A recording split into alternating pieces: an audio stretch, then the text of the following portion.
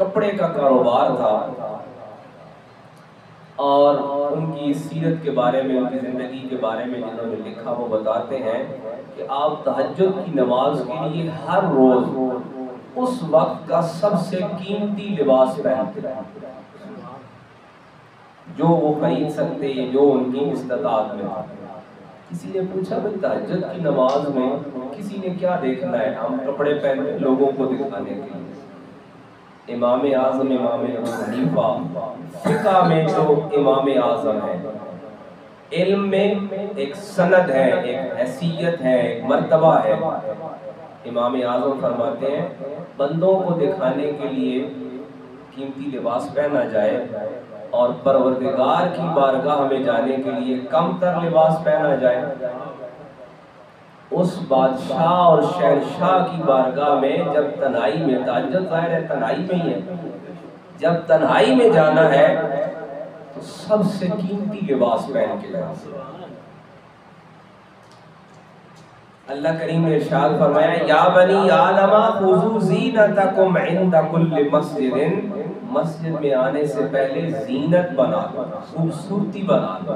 اسی لیے غسل جمعہ کا، عیدین کا غسل، نماز کے لیے وضو، کپڑے کی پاکیزگی، طہارت، جسم کی طہارت، پاکیزگی، نجاست اور غلاظت کا دور کرنا، یہ سارے جو احکام ہیں یہ سارے اسی آیت مبارکہ سورہ اعراف کی آیت نمبر 31 سے لیے گئے ہیں۔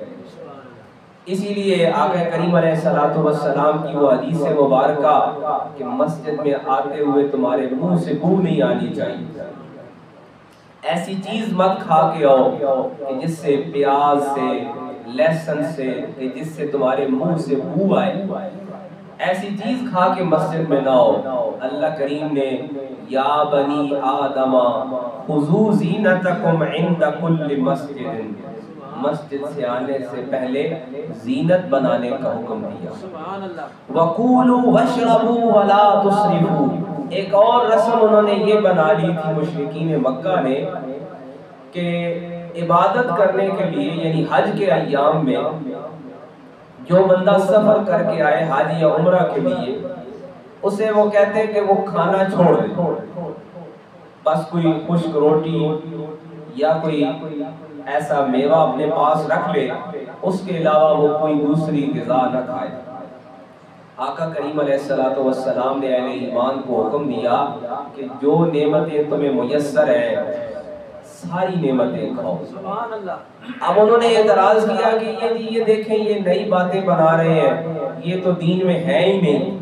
اللہ کریم نے سورہ مبارکہ کی یہ آیت نمبر 31 نازل فرمائی یا بنی آدم خذوا زینتکم عند کل مسجد وکولوا واشربوا ولا تسرفوا، جو کچھ اللہ نے تمہیں استطاعت دی ہے وہ کھاؤ پیو، صرف اسراف نہیں کرنا ہے، اسراف فضول خرچی ہے، ضائع نہیں کرنا ہے۔ انہ لا یحب المسرفین، اللہ فضول خرچ کرنے والوں کو پسند نہیں فرماتا ہے۔ قل من حرم زینت اللہ التی اخرج لعبادہ، اور اے میرے محبوب آپ فرما دیجئے کہ اللہ نے تو حکم یہ دیا ہے کہ زینت بناؤ جب تم عبادت کے لیے نکلو، والطیبات من الرزق، اور جو پاکیزہ رزق ہے وہ کھاؤ۔ اللہ نے تو حرام نہیں قرار دیا ہے، تم خود اپنے اوپر یہ حرام کیوں قرار دے رہے ہیں؟ ایسے افراد ہمیشہ سے قابل مثال نہیں رہے ہیں اور پسندیدہ نہیں رہے ہیں جو خود سے ہی کچھ چیزوں کو اپنے آپ پہ حرام قرار دیں۔ اولیاء اللہ کے ہاں بھی اسی لیے وہ حضرات زیادہ معتبر اور قابل تقلید اور قابل مثال ہیں جو ساری سنتوں پہ عمل کرنے والے ہیں۔ فرمایا قل من حرم زینت اللہ التی اخرج لعبادہ والطیبات من الرزق، اللہ نے تو عبادت کے لیے آنے والوں پہ زینت حرام نہیں قرار دی ہے، نہ ہی ان کے لیے پاکیزہ رزق کو روکا ہے۔ یہ کون ہے جو روکنے والے ہیں؟ حرام کرنا اور حلال کرنا یہ اللہ کا اختیار ہے، یہ بندے اپنے آپ پہ کیسے حرام و حلال بنا رہے ہیں۔ قل ہی للذین آمنوا فی الحیات الدنیا خالصۃ یوم القیامہ، اور میرے محبوب نے فرما دیجئے کہ ایمان لے آئیں تاکہ اس دنیا میں بھی، آخرت میں بھی اور قیامت میں بھی انہیں کام آئے۔ کذالک نفصل الآیات لقوم یعلمون، ہم نے تو اپنی آیتیں تفصیل کے ساتھ بیان کر دی ہیں تاکہ جو علم رکھتے ہیں وہ جان لیں۔ حاضرین مکرم، ہر دور میں لوگوں نے اپنی طرف سے کچھ عادتیں، کچھ رسمیں بنائی ہیں، اور پھر ان رسموں کو، ان عادات کو، ان رواجوں کو اللہ کے حکم کے برابر لے آئے ہیں۔ آج بھی ہم اگر دیکھیں نا اپنے معاشرے میں، تو ایسی بدعات اور ایسی انسانی عادات اور انسانی رسمیں، ان کو ہم نے اللہ کے حکم سے اوپر لے آئے۔ اب ان کی وہ کوئی انسانی عادتیں تھیں، ان کی کوئی معاشرتی رسمیں تھیں، رواج تھے، اور اس کو وہ اللہ کی عبادت کے برابر لے آئے۔ اللہ کریم نے ارشاد فرمایا، عبادت وہ ہے اخرج لعبادہ والطیبات من الرزق، عبادت وہ ہے جو آقا کریم بتاتے ہیں، جو نبی آخر الزمان سکھاتے ہیں، عبادت وہ ہے۔ دوسری کوئی عادت ہو سکتی ہے، کوئی رسم و رواج ہو سکتا ہے، کوئی انسانی بات ہو سکتی ہے، عبادت وہ ہے جو نبی کریم سکھاتے ہیں، جو رسول پاک سکھاتے ہیں، جو اللہ کی طرف سے وحی کی جاتی ہے۔ خود سے انسانوں کو حلال اور حرام بنانے کا اختیار نہیں ہے۔ مشرکین مکہ نے کیا کیا؟ لباس کے حوالے سے بھی اپنی عادت اور اپنی رسم و رواج اپنا لیا، اور کھانے کے اعتبار سے، غذا کے اعتبار سے بھی اللہ کریم نے ارشاد فرمایا، یا بنی آدم خذوا زینتکم، اللہ نے تو اولاد آدم کو حکم یہ دیا ہے، اب اس میں صرف مسلمان بھی نہیں بلکہ سارے اولاد آدم شامل ہیں۔ اس لیے کہ جو پہلے دوسری کتابوں کے ماننے والے ہیں ان کو بھی مخاطب کیا کہ اللہ نے تو حکم یہ دیا ہے کہ مسجد کے پاس آنے کے لیے، مسجد میں آنے کے لیے زینت اپناؤ، خوبصورتی اپناؤ اور اپنے آپ کو سنوارو۔ اللہ کریم کو زینت پسند ہے، اور اس کو یہ پسند ہے کہ اس کے بندے زینت بنا کر اس کے گھر میں آئیں، اس کے گھر کی، اس کی عبادت کے شایان شان اپنی تیاری کر کے آئیں۔ اس لیے علماء کرام نے یہ جو عیدین کا غسل ہے، جمعے کا غسل ہے، اس کی بڑی فضیلت بتائی ہے۔ اسی طرح شب قدر کا جو غسل ہے، شب برات کا جو غسل ہے، کہ یہ اللہ کی عبادت کے لیے جانے کے لیے انسان جو تیاری کرتا ہے، اس میں کئی طرح کی برکتیں ہیں، کئی طرح کی شفا رکھی گئی ہے، اور اس کی جو اللہ کے ہاں پسندیدگی ہے، اللہ کی بارگاہ میں جو اس کی قبولیت ہے، سورہ اعراف کی آیت مبارکہ بتا رہی ہے، یا بنی آدم خذوا زینتکم عند کل مسجد۔ مفسرین کرام فرماتے ہیں پھر اسی حکم کے تحت ہے، سورہ اعراف کی اسی آیت نمبر 31 کے مطابق ہے کہ مسجد کے شایان شان یہ ہے کہ یہاں زینت کو اپنایا جائے، خوبصورتی کو اپنایا جائے، صفائی اور طہارت کو۔ آج بھی دنیا کے جتنے مذاہب ہیں، ان مذاہب کے جو عبادت گاہیں ہیں، ان کو جب ساروں کو ایک ساتھ دیکھا جائے تو جو کلمہ طیبہ پڑھنے والوں کی عبادت گاہ ہے نا، یہ اپنی زینت کی اپنی مثال آپ ہے۔ مسجد صفائی کا سمبل ہے، مسجد طہارت، زینت اور خوبصورتی کا علم بردار ہے۔ ایشیا سے یورپ تک، افریقہ سے آپ شروع کریں اور پوری دنیا کے شرق غرب تک چلے جائیں، مسلمان کلمہ توحید کی جو عبادت گاہ ہے نا، یہ زینت کی اور صفائی کی علامت ہے۔ آج بھی دنیا کے وہ معاشرے جہاں پہ حکومت غیروں کے پاس ہے اور اختیار اور طاقت غیروں کے پاس ہے، دیگر مذاہب کے پاس ہے، وہاں بھی مسلمانوں کی جو مسجد عبادت گاہ ہے اس کو لوگ آئیڈیالائز کرتے ہیں، اس کی صفائی کی وجہ سے، اس کی زینت کی وجہ سے، اس کی طہارت اور خوبصورتی کی وجہ سے۔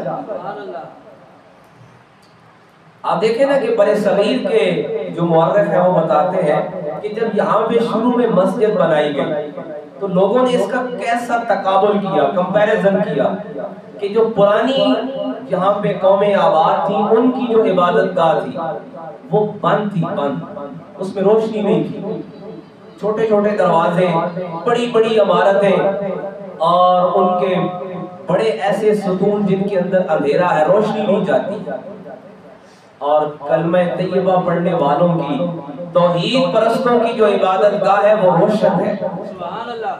یہ جو محرابی دروازے ہیں نا ہمارے، یہ روشنی کا اور طہارت اور پاکیزگی کا علم بردار ہے۔ پوری دنیا میں جہاں مسجد بنتی ہے وہ روشنی کی علم بردار ہے۔ عمارت جو ہوتی ہے پوری دنیا میں جو اس کے ڈیزائن کرنے والے ہیں وہ مسجد کی اس زینت کی اس بنیاد کو سامنے رکھتے ہیں کہ مسجد کبھی بند نہیں ہوتی کہ اس کا ایک ہی دروازہ ہو اور وہ ساری بند ہو، اس میں روشنی علامت ہے خوبصورتی کی۔ روشنی جو ہے یہ علامت ہے زینت کی اور خوبصورتی کی، اور مسجد ہوادار ہوتی ہے۔ پوری دنیا میں جہاں مسجد بنے گی وہ ہوادار بنے گی، روشن بنے گی کہ اس میں روشنی پہنچتی ہے، شرق سے غرب تک اس کی جو محرابیں ہیں، اس کے جو دروازے ہیں وہ سمبل ہے اس بات کا، اس کے جو مصلے ہیں، اس کی جو جانماز ہے وہ علامت ہے طہارت اور پاکیزگی۔ پھر وہاں آنے والا ہر مومن، ہر توحید پرست کیا کرتا ہے؟ وضو کرتا ہے، اپنے جسم کو پاک کرتا ہے، اپنے لباس کو پاک کرتا ہے، اپنے سر کو ڈھانپتا ہے۔ اب اس سر ڈھانپنے میں بھی کئی طہارت کی باتیں پوشیدہ ہیں۔ اللہ کریم نے ارشاد فرمایا، اے میرے محبوب انہیں بتائیے، قل من حرم، اے میرے محبوب آپ انہیں بتائیے، زینت اللہ التی اخرج لعبادہ، جب عبادت کے لیے نکلنا ہے تو اللہ نے تو یہ پسند کیا ہے کہ زینت بنا کے نکلے۔ مسلمان، اسی لیے مسلمان کا لباس بھی خوشبودار ہے، مسلمان کا جسم بھی خوشبودار ہے، کہ طہارت اس کی پہلی صفت ہے، پہلی خوبی ہے مسلمان کی، مومن کی۔ اسی لیے نمازیوں سے تقاضا کیا جاتا ہے کہ وہ اپنے لباس کی پاکیزگی کا خیال کریں، اپنے جسم کی طہارت اور پاکیزگی کا خیال کریں، اور جگہ کی پاکیزگی اور طہارت کا خیال کریں۔ پھر جو مسجد کے آداب ہے، احترام ہے، زینت ہے، پہلا احترام کیا ہے؟ اس کو صاف رکھنا ہے، اس کو خوبصورت بنانا ہے۔ اور دیکھیے اسی آیت مبارکہ سورہ اعراف میں اللہ کریم نے ساتھ ہی بتایا، مشرکین نے حرم کعبہ کو غلاظت سے بھر دیا۔ اللہ کریم نے فرمایا کسی مسجد میں جانا ہے تو زینت بنا کے جانا ہے، خوبصورتی کے ساتھ جانا ہے۔ امام اعظم امام ابو حنیفہ کی میں نے مثال سنائی کہ امام اعظم جو فقہ کے اتنے بڑے استاد ہیں کہ امام اعظم جنہیں بولا جاتا ہے، امام الائمہ بولا جاتا ہے، کہ سارے اماموں کے امام ہیں، اور علم میں وہ سند ہے کہ شافعی ہوں یا مالکی ہوں یا حنبلی ہوں، ہر فقہ امام اعظم امام ابو حنیفہ سے سیکھنے والے ہیں۔ امام اعظم اپنی تہجد کی نماز کے لیے اپنے پاس موجود سب سے قیمتی لباس پہن کر جاتے ہیں۔ لوگوں نے پوچھا کہ تہجد میں کون دیکھنے والا ہے؟ آپ نے فرمایا وہاں جس بادشاہ کی بارگاہ میں پیش ہونا ہے تم دنیا کے لوگوں کو دکھانے کے لیے قیمتی لباس پہن لیتے ہو، اور تہجد تنہائی میں اپنے پروردگار سے ملاقات ہے، لہذا سب سے قیمتی لباس تہجد کی نماز کے لیے پہنتا ہے۔ اسی طرح امام مالک جو آقا کریم کی حرم نبوی میں، مسجد نبوی میں طویل عرصہ حدیث پڑھاتے رہے، امام مالک کا معمول یہ تھا کہ جب حدیث پڑھانے مسجد نبوی شریف میں تشریف لاتے، ہر روز کے درس حدیث کے لیے نیا لباس پہن کر آئے۔ جس دن نیا لباس میسر نہیں ہے اس دن درس حدیث میں نہیں ہو۔ کسی نے پوچھا کہ یہ کیا ہے؟ آپ نے فرمایا یہ اس علم کی، اس کے مرتبے اور اس کی عظمت کے شایان شان ہے، اور اس منبر اور اس مسند کے شایان شان ہے کہ سب سے قیمتی لباس پہن کر یہاں یہ سبق پڑھا جائے۔ علم جو ہے، علم کا ایک مرتبہ ہے، اور وہ طہارت سے ہے، وہ زینت سے ہے، وہ صفائی سے ہے، وہ پاکیزگی سے ہے۔ اب یہی پاکیزگی ہے، ایک ظاہری پاکیزگی ہے اور ایک باطنی پاکیزگی ہے۔ اولیاء کرام فرماتے ہیں اللہ کریم نے دو چیزوں کا ان آیات میں ذکر کیا سورہ اعراف کی آیت نمبر 31 اور 32 میں، کہ ایک لباس ہے، زینت ظاہری ہے، اور ایک وَالطَّيِّبَاتِ مِنَ الرِّزْقِ، اور ایک پاکیزہ رزق کی بات کی ہے۔ یہ دونوں طہارتیں آپس میں متصل ہیں، آپس میں جڑی ہوئی ہیں، ایک ظاہری طہارت ہے اور ایک باطنی طہارت ہے۔ ایک صفائی کا تعلق اس ظاہری ہمارے نظر آنے والے لباس اور جسم سے ہے، اور ایک کا تعلق ہمارے دل اور روح سے ہے۔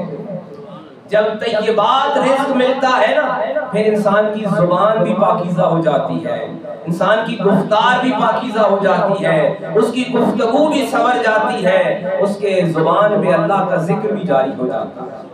اولیاء کرام فرماتے ہیں جس طرح ظاہری طور پر لباس کا پاک ہونا ضروری ہے، جسم کا پاک ہونا ضروری ہے، جگہ کا پاک ہونا ضروری ہے، اسی طرح اللہ کے رزق کے لیے، باطنی نماز کے لیے انسان کا رزق بھی طاہر ہونا ضروری ہے، انسان کے رزق کو پاکیزہ ہونا بھی ضروری ہے۔ جس کا جتنا رزق پاکیزہ ہوتا چلا جاتا ہے، اس کو اتنی باطنی عبادت حاصل ہوتی چلی جاتی ہے۔ عزیز مکرم، اللہ کریم نے ان آیات مبارکہ میں جو ہمارے لیے سبق رکھا ہے کہ ایک مسلمان، ایک مومن ظاہری طور پر بھی پاکیزہ ہے، اس کا لباس پاکیزہ ہے، اس کا جسم پاکیزہ ہے، طہارت اسے میسر ہے اور زینت اسے میسر ہے، اور دوسری طرف اس کا رزق بھی طیب ہے، جس سے اس کی زبان پاکیزہ ہے، جس سے اس کے کلمات پاکیزہ ہے، جس سے اسے باطنی پاکیزگی اور طہارت حاصل ہے۔ الہ العالمین کی بارگاہ میں دعا ہے کہ رب العالمین ہمارے جسم اور لباس کی ہمیں طہارت بھی عطا فرمائے، اور